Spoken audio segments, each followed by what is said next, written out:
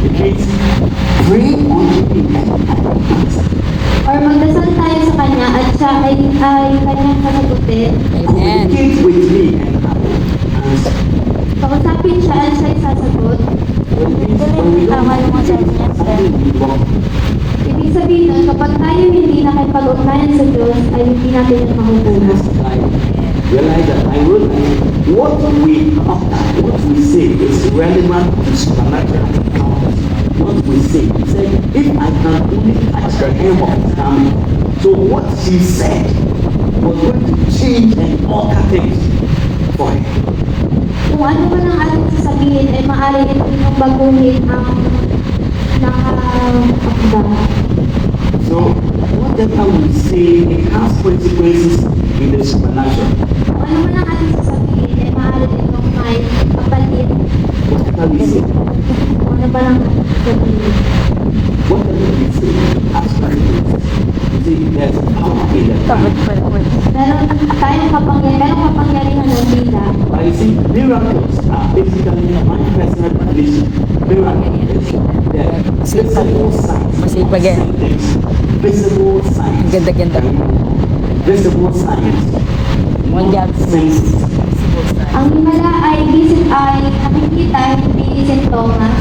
Or this authorized authority in what we see about it, the expression of what we see about God.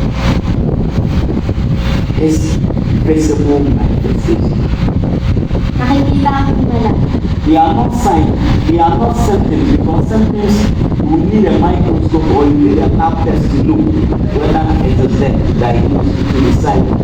Hindi yung sintomas ay sintomas ay inagagila ng mga microscope para makita. Therefore, Bible says that these signs, it means that these symptoms, At ang sinabi ng Biblia ay itong signs hindi sintomas. I pray that in this short moment that we are going to pray, may signs follow us. At kapag tayo nagdasal ay naway makita natin ang itong mga signs. And then let me end with these two words. It says that prayer is the key that unlocks all the storehouses of God's infinite grace and power. At aking sabihin to, ang pagdarasal ay iyon ang susi na buksan ang lahat ng storehouse of God and power. Yeah, it's infinite grace, it's unmeasurable grace.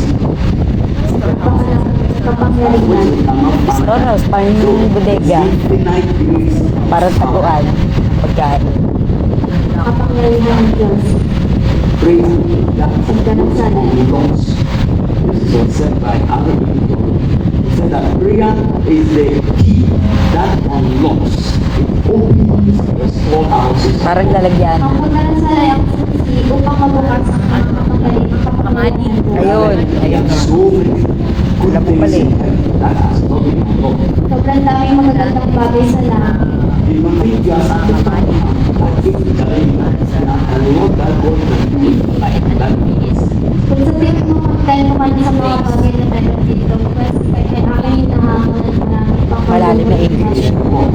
And Muhammad also said that faith in prayer. At sinabi, Look at the word. Faith in prayer hearing God. Make a prayer loving Christian.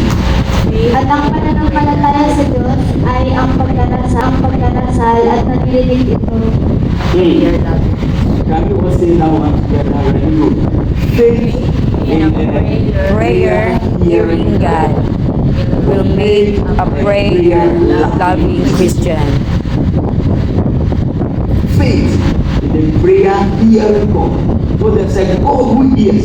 And therefore, I have a philosophy that if there is a God who hears, then there should be a man to pray. At kung mayroong Diyos na nagpapagaling, ay dapat mayroong taong pagagalingin. It's my prayer that God will touch us. God will help us. At ay ang aming That panalangin. the life in God, Buhay ng Diyos. the life in God Buhay ay will be expressed in us. Amen. ipapalangkot sa atin. See, we are praying, but let me just say this. I mean, that's my personal